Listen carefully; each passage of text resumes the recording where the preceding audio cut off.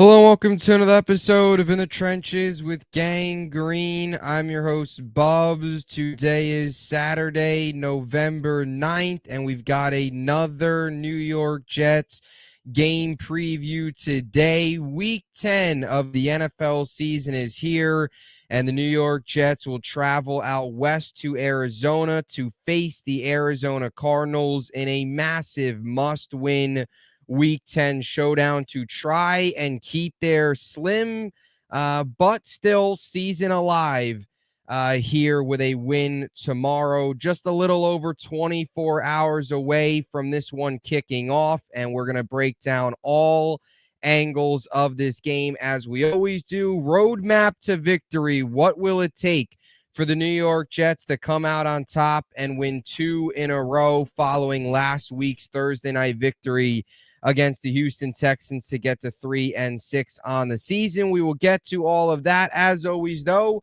before we begin, let me tell you about our podcast partners, starting with our friends over at BetUS, America's favorite online sportsbook. Let's take a look at some player props for this game tomorrow against the Cardinals on the road for the New York Jets. Aaron Rodgers passing yards over under 240 and a half. Over is set at -115. Over on Breece Hall, 68 and a half rushing yards is set at -114.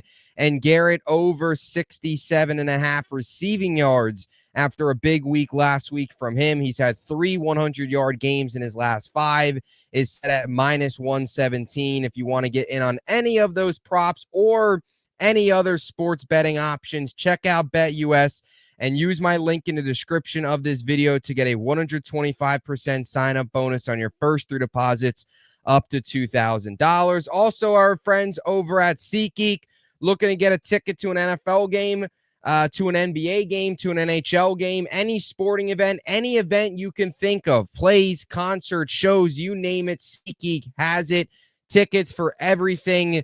And if you're a first-time SeatGeek buyer, use my promo code BUBSONSPORTS for $20 off your first purchase and get out to some awesome events. And, of course, our friends over at Huga House. You see me wearing my Huga House all the time, hats all the time on the podcast. If you want any of the hats I wear or any of their awesome hats, including some new arrivals that they just released last week that are going fast, check them out. Link to the site is in the description of this video. And at checkout, use promo code BUBS for 15% off any purchase and go get yourself some Huga House swag. So here we go. Week 10. This is episode 422 of the In the Trenches with Gang Green podcast. I thank you, as always, for joining me. For those tuning in on YouTube, make sure to please like and subscribe. Another week, another game. The New York Jets hit the road here to face the Arizona Cardinals. They come into this game 3-6, 1-4 on the road. So the Jets have had some struggles this season, really at home as well, but especially away from MetLife Stadium, only winning one of course, out of 5 tries. As for the Cardinals, they're on a roll, 5-4 this season, 3-2 at home, and they've won 3 straight games, including 2 of those 3 coming at home. So I've had some success here recently. They are currently the surprise first-place team here in the NFC West. Tomorrow, CBS, 4:25 p.m. Eastern. In many areas, they have this game as a pick-'em. Depending on where you look, some areas it has the Jets as 1.5-point favorites. Some has as a pick-'em. So the spread in this game is very close. And many in Vegas, many of these sites expect a close game here between the Jets and the Cardinals. ESPN Analytics matchup predictors giving the Cardinals a 50.9% chance of winning, while the New York Jets are given a 48.7% chance of winning. And before I get into the keys to the game and, of course, matchups to watch, X factors, we'll get to the injury report as well before we do all that. And, of course, my prediction at the end, I always start here with some just opening thoughts on this game. This is a big one. Another win, a huge one here for the New York Jets, where I continue to say this team's got to get back to 500 for me to fully believe and start to buy in again that they can really start to go on a run. They've got to prove a lot more to me, and I'm sure many other Jet fans, than just one win against a Houston Texans team that, to be fair, was banged up in that Thursday night game without Nico Collins and, of course, without Stephon Diggs, their top two wide receivers. But it was a positive win. It was a win that was much needed. It keeps the season alive for another week, and now you've got 10 days to prepare for an Arizona Cardinals team that's red hot. They've won 3 straight. Like I said, they've been one of the more surprise teams in the NFL, and I think that's what makes this matchup so interesting is these two teams have gone in completely different directions this season, right? The Arizona Cardinals this season went into the year with not a whole lot of expectations. I certainly thought they would be competitive. I didn't think they would be this good. I didn't think they would be first place in the NFC West. Now, the division obviously has had some struggles, but for the Cardinals, with the way their schedule is panned out, you looked at their early season schedule and said, man, if you were a Cardinals fan and said you would be 5-4 through the first 9 games, you would 100% sign up for that. And that's exactly where they are with the rest of the season in front of them to do some more damage. So they kind of went into the season with not a whole lot of expectations, not a whole lot of, people talking about them to win the division, to be an above 500 team, maybe a 7-8 win team at best. But here they are, leaders of the division, winners of 3 straight. The run game is dominating. Kyler Murray's doing just enough, and they're getting wins. And they're doing it by just grounding and pounding the football and wearing teams down. Dominated Chicago, of course, last week, 29-9. So they've had a season where they've proved everybody wrong. They kind of started under the radar. Now they're here. And for the Jets, it's been the opposite, right? You go into this season and you have all the hype, you have all the expectations, Aaron Rodgers, all this excitement, and you're 3-6 now. You've completely underwhelmed. It has been a crazy whirlwind of a season, especially over the last month with the firing of Robert Saleh and the changing of the play callers and the trade for Devontae Adams and bringing in Hassan Reddick and now even trading, Mike Williams away. So many moving pieces, so many different things happening, and only 3 wins as a result of all this. So I think that's what makes this really interesting as well, is you have a team that's surprising everybody in a good way.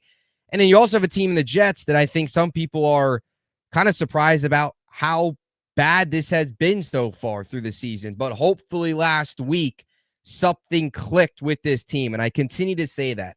I just hope that whatever it is, right? If you're a Met fan, of course, I'm a Yankee fan, as you all know, but if you're a Met fan, you got to latch on and rally around Grimace, right? Every team sometimes has their rally cry. Like, let this be a season where the New York Jets, right, they start slow. Maybe the cayenne pepper and water start something. Maybe in a month from now, when the Jets are winners of, 5 straight at this point, and they're rolling into the playoffs, maybe we can look back and say this was the cayenne pepper and water team. Maybe the Garrett Wilson catch sparked something. Hopefully last week, hopefully this last really 10 to 14 days has sparked something for this team where something's clicked. Hopefully. That's all we can hope for. That's all you can kind of really hope for as a Jet fan, where rock bottom was New England. Now you got cayenne pepper and water. You got Rodgers feeling a little healthier, feeling a little bit more back to himself. You've got a Garrett Wilson huge catch. Rodgers, Devontae having a vintage outing on Thursday night. Hopefully it's a spark, because that's all you can have at this point is hope with the way this season has gone. And we'll see. And this is huge because the Jets right now are playing their season is going week by week. It really is. Like, if they lose this week, season's over. If they win this week, kick the can down the road, you get another shot at it next week against Indianapolis at home against a Colts team right now that's struggling, even with the quarterback change, of course, Richardson to Flacco. But you can't focus on that. Got to take care of business here. So let's get into the meat and potatoes of this matchup. Before we begin, let's give you the injury report here for both the New York Jets and, of course, the Arizona Cardinals. For the Jets, a lot of positives considering the way the week started. It looked like the New York Jets might be without some key pieces up front, but that won't be the case. First, though, 2 players have been ruled out of this game. Jake Hansen, dealing with the hamstring injury, will not be available. And C.J. Mosley, just a really unfortunate season for him. Had the toe injury, now dealing with the neck, has missed a ton of time. Unfortunately, turning into kind of a lost season for him with all these injuries when he's been so durable the last couple years. He's out with a neck injury.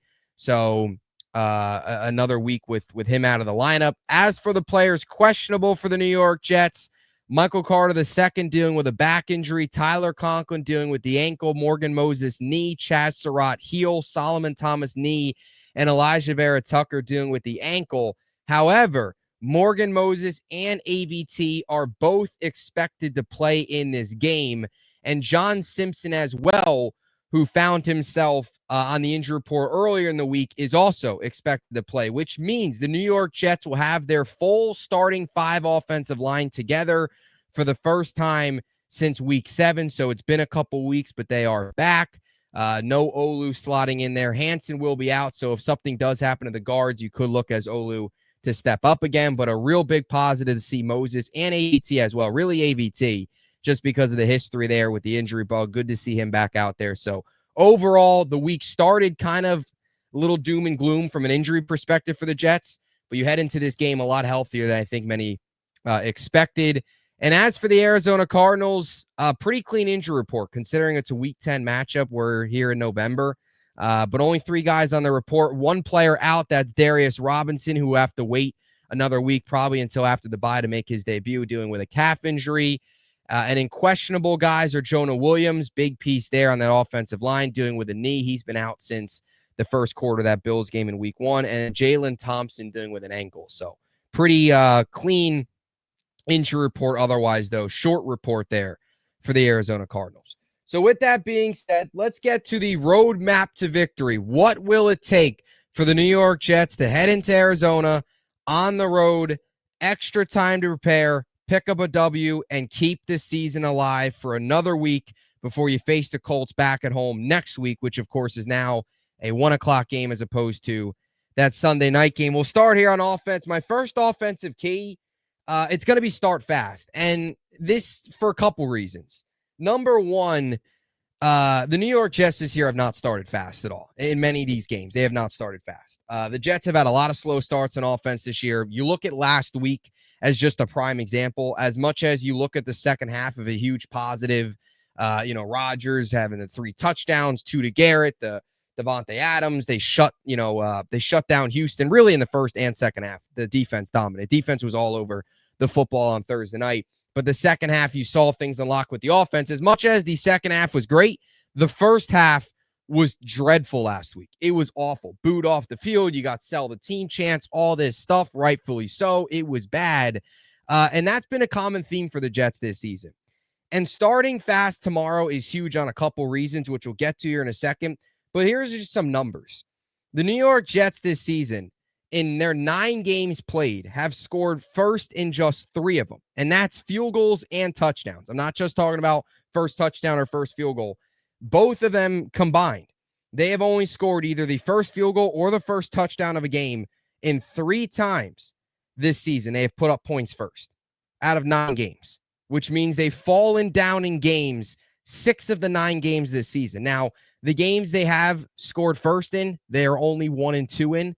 That would be the Buffalo game, they lost. The Denver game, they lost. And then the New England game, they actually won. Of course, that was the Thursday night game. Up until last week was their last win before that 5-game losing streak, as we all know. Yeah, some other numbers you look at here. Tied for 19th this season in first quarter points per game. They're only averaging 4 points per game in the first quarter.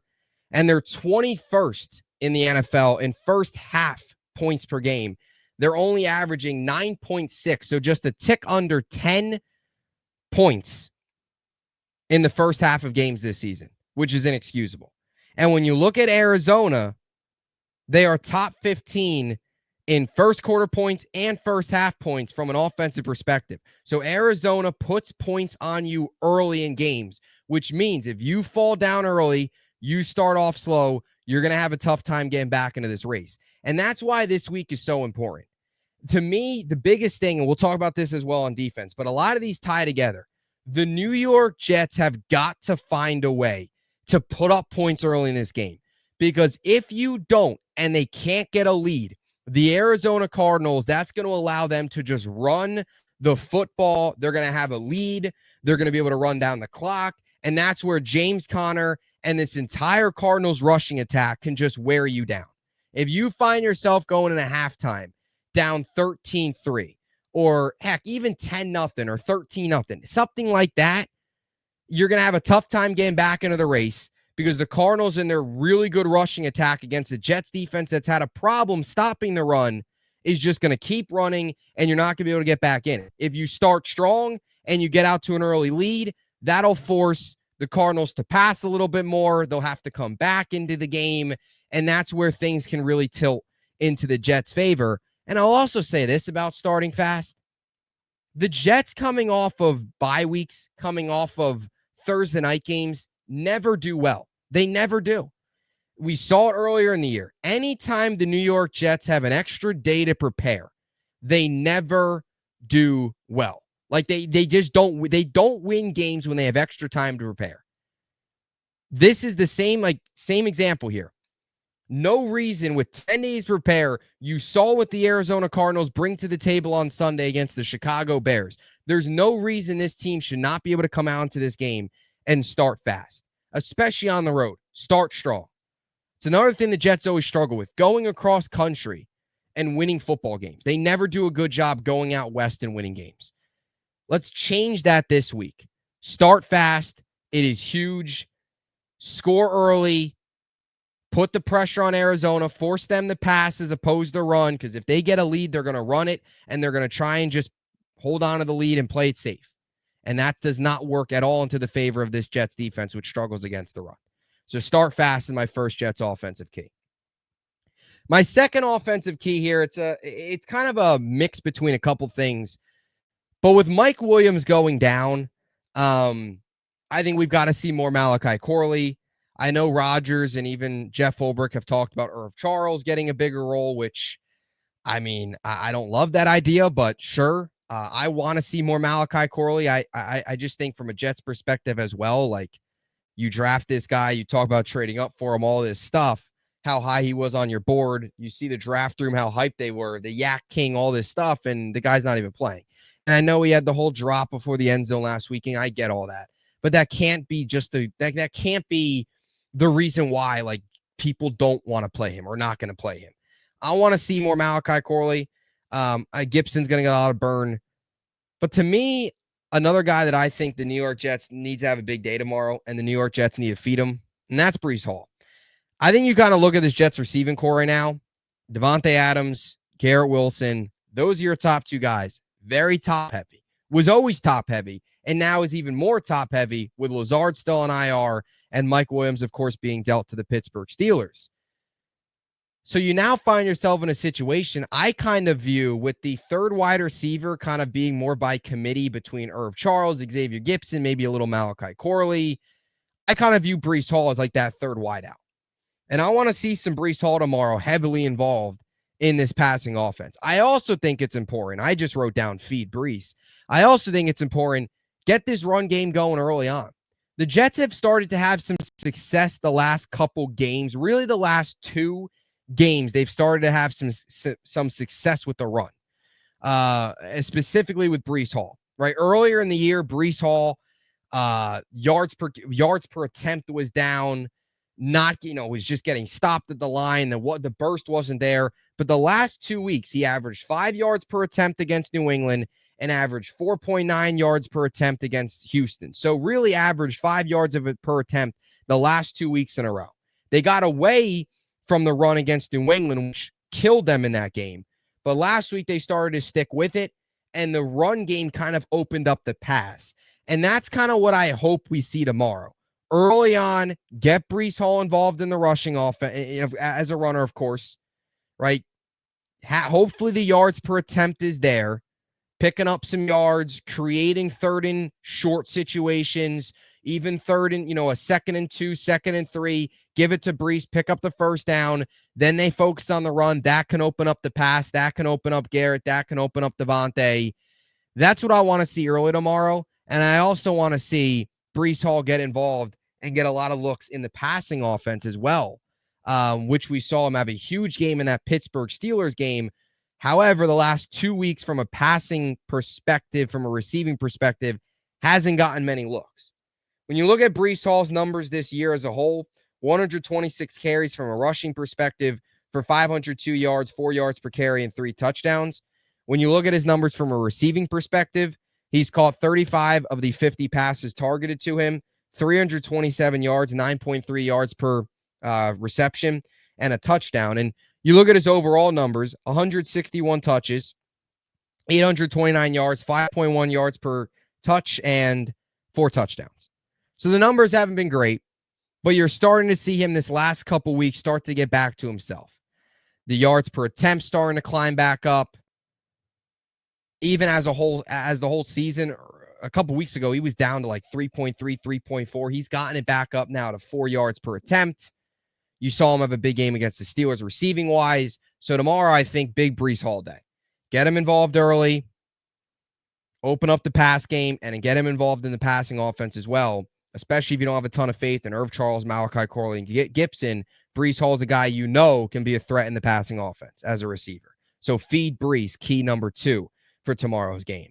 And the final key, this one's kind of interesting because the Cardinals don't like scare you as a pass rush, but it's protecting Aaron Rodgers. And I know I say this pretty much every week because it is such a huge key every week. But this week in particular, when you look at the Cardinals and the New York Jets, like the Jets offensive line being healthy is huge. And the Cardinals pass rush is not very good at all. Now, there are some things about the Cardinals pass rush that you do have to keep an eye on. They are coming off of their best game of the season. They had 6 sacks last week against the Bears, made Caleb Williams' life miserable. On the year, they have 21 sacks, which is kind of middle of the pack. But again, 6 of those came last week. You take away last week's game, they've only got 15 sacks on the season. That's well below average. They're 31st overall. They're the 31st ranked pass rush in football. Overall, they have not generated pass rush. They traded for Baron Browning. We'll see if he plays tomorrow from the Denver Broncos. A high pressure guy. They haven't gotten a ton of pressure from their edges, from their linebackers. They just don't pressure the quarterback much. Their pass rush is not very good at all. And that's why I think tomorrow it's just so crucial for this Jets defense, for this Jets offensive line to just take care of business. You're not facing anybody crazy. Last week, you did a good job against Will Anderson and Danielle Hunter. Rodgers was only brought down 2 times. And I think what's so important too, this week, like you had to face TJ Watt, then you got Danielle Hunter, you got Will Anderson. They've had their fair share of elite pass rushers that they've had to face.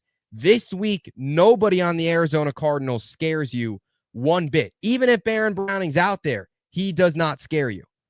So I think this week more than ever, like there's no excuse for this offensive line to struggle. They're healthy. They're back to 100% for the first time since week 7. And also Aaron Rodgers is what he says he's feeling the best he's felt all year. And you saw it a little bit, like he looked healthy in that second half. 10 days off, right? Earlier in the year, hamstring, knee, ankle, those seem to be kind of subsiding. He's getting healthier. If you want that one win against Houston to be much more than just one win that we look back on that maybe destroys draft positioning, you got to keep Rodgers upright, especially if something's really clipped there with the cayenne pepper and water. But all seriousness, though, healthy offensive line, no excuse for this offensive line to have a big performance tomorrow against a pass rush that is not very good. Their pass rush, they have a 15.3 pressure rate on dropbacks this season. That's the 5th lowest in football. And when you look at Rodgers' numbers as a whole, when he's got a clean pocket, time to throw, 11 touchdowns, 4 interceptions. When he's under pressure, just 4 touchdowns, 3 interceptions.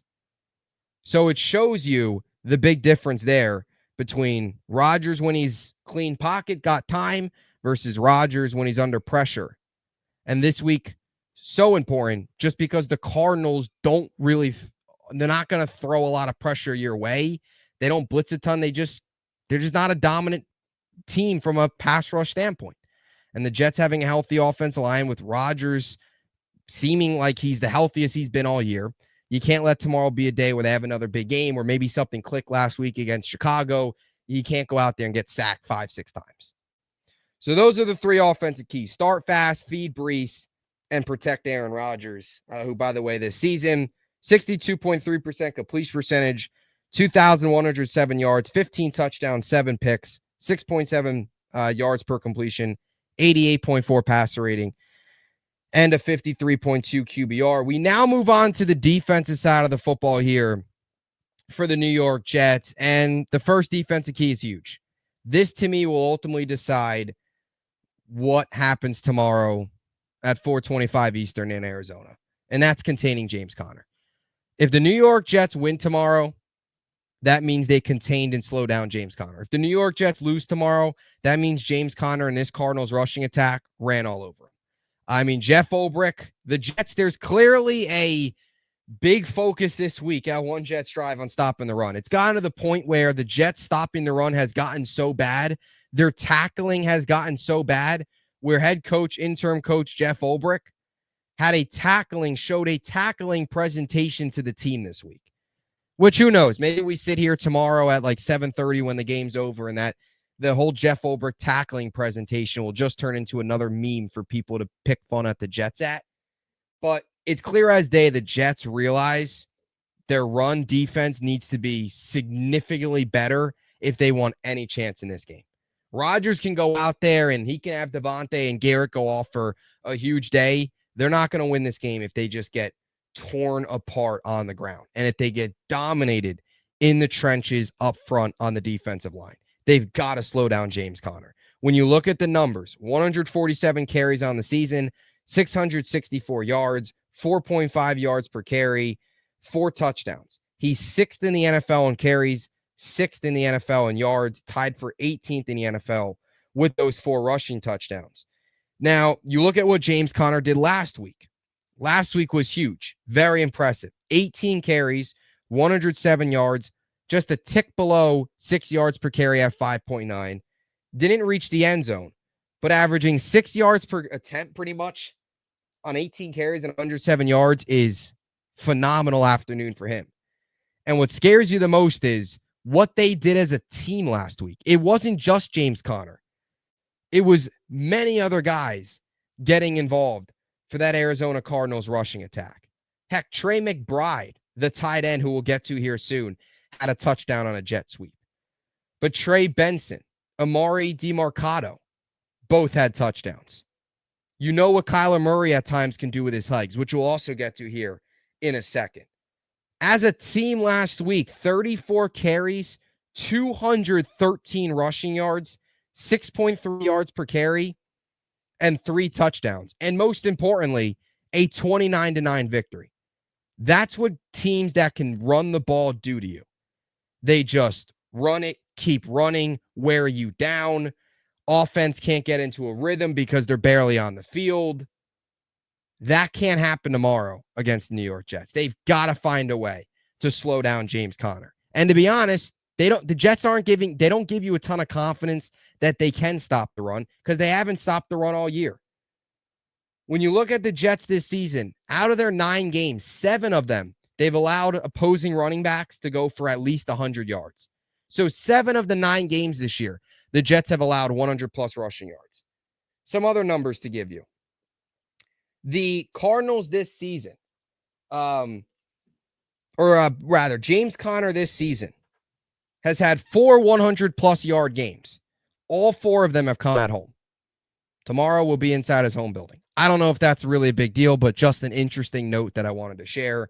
An interesting stat that I found looking through some of his numbers were all his 4 best games this year have come at home. Whether or not that's just a coincidence, whether or not that's a real thing, that when they're at home, they're just able to have more success on the ground. Either way, they're at home tomorrow. James Conner's had a lot more success at home than he's had on the road this year. Something to look for. And the Cardinals also, something else I talk about here.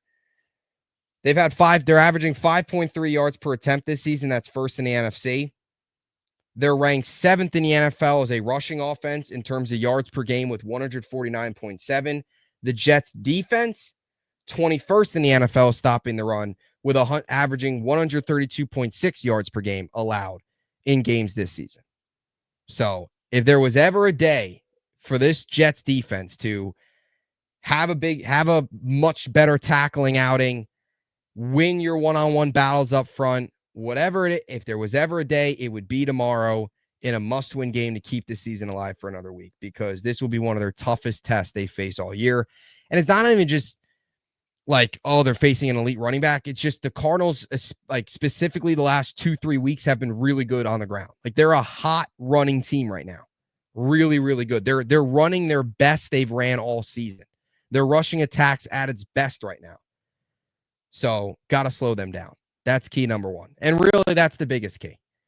If the Jets can slow down James Conner, they will win this game tomorrow. I have 100% confidence. 100% confidence in that. So that's the first defensive key. Kind of adding on to the second one, that first one here, second defensive key is getting pressure on Kyler Murray, but also I think it's important. Kyler Murray, you've got to keep him inside the pocket. You can't let him roll out to his left, to his right, and pick up significant yards with his legs. And I think tomorrow's is specifically important, too, for the Jets from a pressure perspective, especially if they're not able to contain the run much. When Kyler Murray does drop back to pass, even if it's not a ton, like last week where they ran the ball 34 times, even if he only drops back 20 times, I think he threw. He had 20 attempts last week. Even if he only throws it 19, 20 times, you're going to have to make the most of those, because if they're running the ball and they're running it at will and they're just running it down your throat, anything to get this offense negative yards, behind the sticks, third and long, second and long situations, anything you can do where you have to kind of force them to pass and get away from the run tomorrow will be huge, and that'll be pressuring Kyler Murray. If they're having success on the ground, when they do pass, you're going to have to get pressure on them, because you can't have them pick up, obviously, yards through the air and then also have success on the ground, because then they're just punching you left and right. They're just, everywhere you're having problems. So I think getting pressure on Murray tomorrow is important, and it's going to be a tough test. The Cardinals pass protection, the Cardinals offensive line this year, despite dealing with some key injuries, has been very, very good from a run blocking standpoint and from a pass pro perspective. They've been very, very good. Kyler's only been sacked 14 times this year. He's had a lot of time in the pocket. He's had a lot of, up until last week, he went 3 straight games without getting sacked. So he's been kept very clean in that pocket. And the Jets can't allow that to happen tomorrow. You look at this Jets defense, right? Last week, 32 pressures, 11 quarterback hits, 8 sacks against C.J. Stroud. They've had 2 huge games this year. New England, 7 sacks, and 8 sacks last week, which have accumulated for 15 of their 31 sacks they've had this season, which is good enough for tied for second in the NFL. I think tomorrow it's huge to get pressure on Murray, and specifically when you get pressure on Murray, holding your edges and keeping him inside the pocket. And I think that's important, because you look at Kyler Murray this year as a runner, and throughout his entire career, he's always been good when he rolls out of the pocket. He can either buy time and find somebody downfield, or, of course, buy time, roll out, and pick up yards with his legs, which has been something that the Jets have had problems with in the past and this year, is quarterbacks beating them up with their legs. 43 carries this year for Kyler Murray, 350 yards, 8.1 yards per carry, 2 touchdowns, 14 first downs picked up, and 5 big plays. Couple stats here that I found interesting. Murray is second on the Cardinals in yards with 350 in rush yards.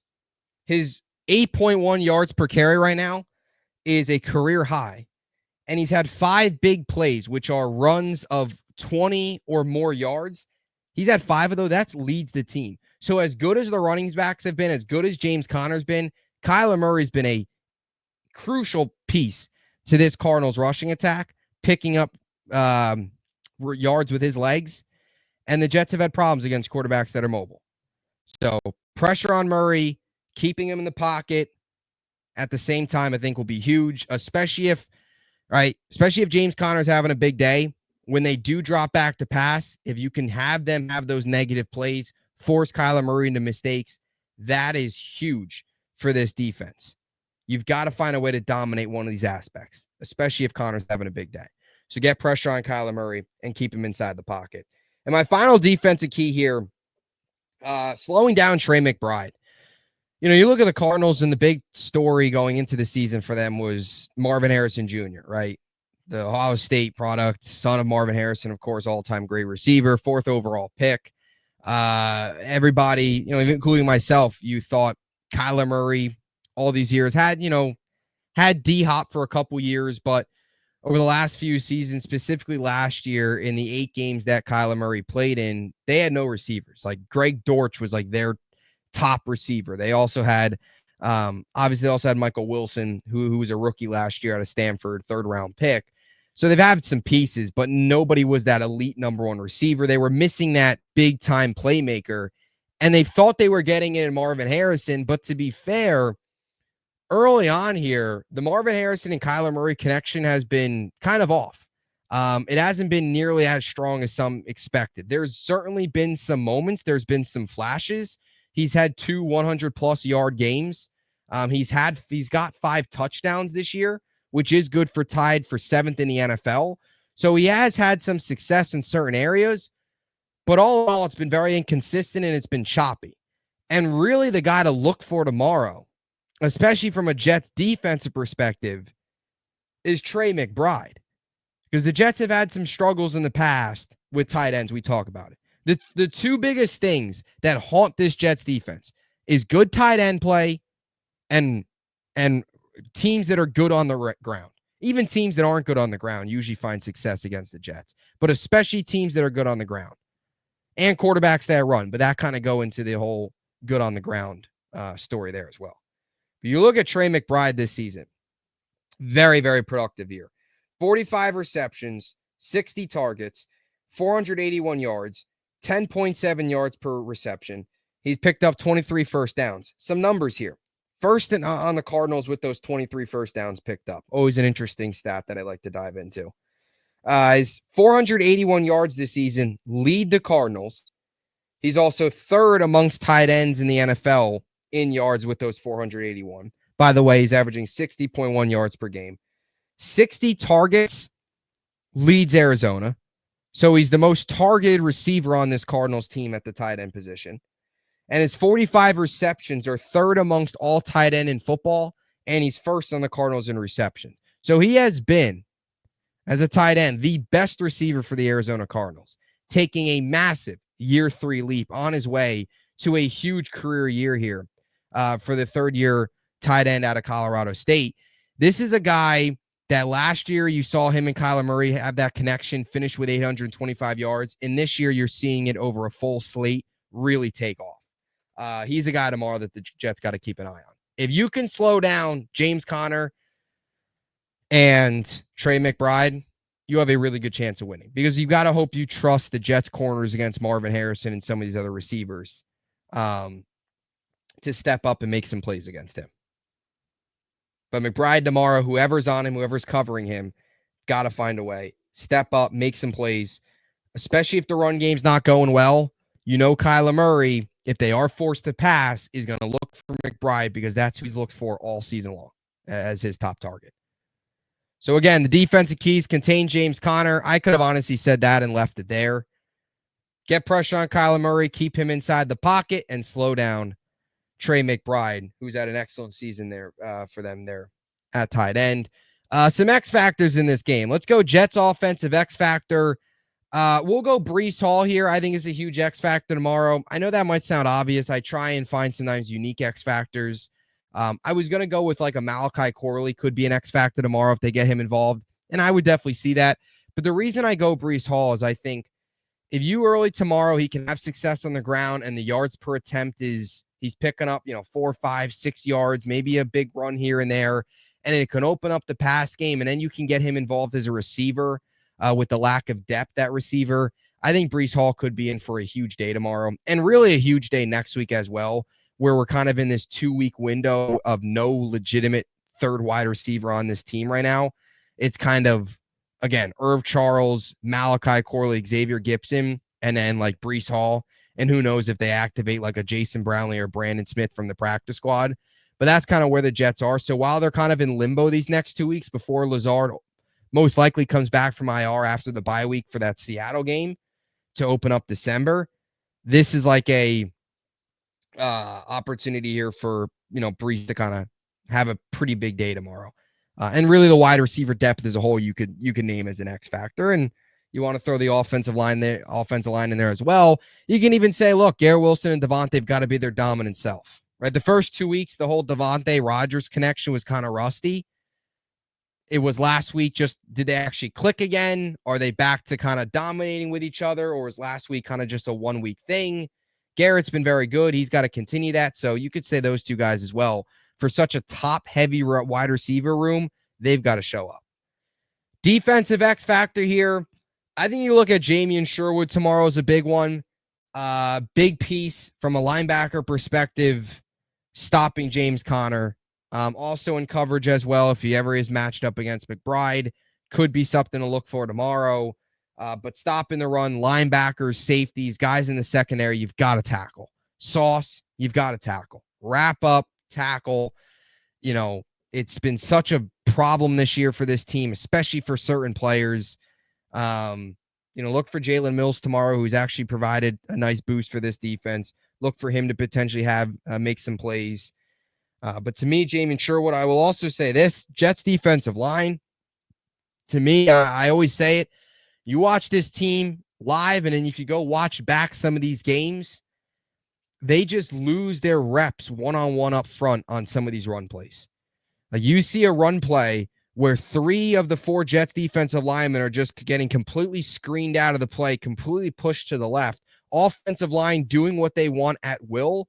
And there's one other guy here on the right not holding the edges, open lane in the interior. And that's where a lot of these run plays and these big run plays have happened against the Jets. So I also think it's important just for this Jets defensive line tomorrow to win their one-on-one reps. I know you're lacking that true run stuffer. But you look at a guy like Quinnen Williams, has been great from a pass rush standpoint the last couple weeks. Hopefully he can step up tomorrow and kind of act as a run stuffer in the interior. So defensively, like everybody that's involved in stop, all 11 guys have got to be on their P's and Q's for stopping this run game. So matchups to watch. This is an interesting one. It's also just interesting on how the Jets game plan here. The Cardinals run a ton of zone. They run the second most zone in the NFL, only behind the Chicago Bears. So from a zone perspective, last week we saw the Jets air it out downfield a little bit more. Tomorrow, I don't know if they're going to necessarily do that or if tomorrow is going to be a lot more, since it's zone, kind of death by 1,000 cuts where they just hit you underneath. We talk about Breece Hall, him on underneath routes, maybe Corley. Garrett and Devontae, of course, as well. And you kind of just move the ball downfield that way where it's a lot more short, quick completions and a lot more yak as opposed to pushing the ball downfield where you're going to have safety help. You're going to be in a zone, of course, and you're going to have kind of define, potentially find pockets in the zone, of course, but more of a shorter, quick passing offense. So interesting to see how Aaron Rodgers and this offense attack Arizona, because if you go back and watch Rodgers' days in Green Bay, had a lot of matchups against Arizona, of course, both being in the NFC. If you watch the Packers' game plan, when he was in Green Bay, it used to always be a lot more underneath, short, quick plays, move the ball downfield that way, a little more methodical rather, as opposed to throwing it deep against his zone. We will see, though. And defensive matchups to watch. Again, it's the Jets run defense versus James Conner. That's the big one. And I'll also say safeties, corners, linebackers, whoever's on them against Trey McBride. Another big one there tomorrow. Couple other things here. Let's take a look at some of the rankings here, offense and defensively. Jets come into this game 24th total offense, 30th rushing offense, 14th passing offense, 25th scoring offense in football. You look at the Cardinals. Total defense, they're 24th. Against the run, they're 22nd. Pass, they're 24th. Scoring, they're 19th. I would say the Cardinals are a lot better than the stats show on defense. The Jets, I think many people would say statistically look better than they are. Kind of the opposite. Jets, I think statistically are better on defense than when you actually watch them. Cardinals, the opposite. I think statistically they're worse than they actually are. And when you look at the offense, the Jets defense here, 4th total defense, 21st against the run, rather, 2nd against the pass, 10th scoring defense in football. Cardinals offense, 13th total offense, seventh rushing offensive football, 25th passing offense, and tied for 15th in scoring offense this game. So that's it. That's the game preview. Prediction here. As always, I hope I'm wrong. I do think the Cardinals come away with the victory here. I'll go Cardinals 23-20. Hope I'm wrong. Hope I come on to this post-game pod tomorrow and we're talking about a Jets victory and keeping the season alive for another week. I would love that. To me, I just don't have enough faith that this Jets defense can stop the Cardinals rushing attack. We feel like we talk about it every single week. Even in a win last week, they allowed Joe Mixon have a couple really big runs. He had over 100 yards. Like I said, 7 of the Jets' 9 games this year. It's crazy. 7 of their 9 games this year, they've allowed at least 100 rushing yards or more. And against an offense that's like right now peaking, like they are playing they're rushing their best right now. Their rushing attack is at its best. It's been all year. I just have a lot of concerns. So I think the Cardinals win. I hope I'm wrong. Of course, as I always do, hate picking against the Jets, but I just don't have enough faith right now that this Jets defense can stop this Cardinals rushing attack. But prove me wrong. Go out there and stop James Conner. Go out there and get enough pressure on Kyler Murray and go out there and pick up a win. I think this will be a 23-20, 27-23 type game. I think it's going to be close. I think it's going to be a little bit more higher scoring. Just the way the Jets finished in the second half, the way the Cardinals have run the ball this year, I think you could see a good amount of scoring in tomorrow's game. So, as always, we will be back right after the game tomorrow, hopefully talking about another New York Jets victory. Find a way, get to 4-6, keep the season alive for another week before you face the Colts next week before the bye, and go and prove everybody wrong. Right? Go and stop the run. Start fast coming off of 10 days of prep because the Jets have always struggled when they have extra time. And prove people wrong that this isn't like last week was a typical Jet win where you win a game that nobody expects you to win, then you follow it up the next week with a bad loss. Prove people wrong, make it 2 straight, keep the season alive for another week. We will talk to you tomorrow after the game, as always. Until next time, JETS, Jets. Thank you all for tuning in.